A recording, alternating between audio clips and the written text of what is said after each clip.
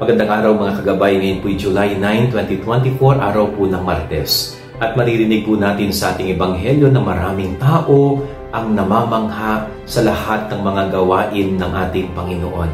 Sila po ay talagang naa-amaze sa lahat ng mga kababalaghang ginagawa ni Jesus. Yung kanyang mga aral at turo ay talagang nahuhumali ang mga tao. Napakaganda po ng paalala sa atin ng ebanghelyo sa araw na ito. Ang Diyos ay gumagawa rin ng mga kababalaghan at kamanghamanghang bagay sa atin. Tayo ba ay naa-amaze din sa kapangyarihan ng Diyos? Tayo ba ay namamangha din sa kanyang kabutihan sa atin? Sana ma-recognize po natin palagi yan kung papaano nagiging mabuti ang Diyos palagi araw-araw sa atin.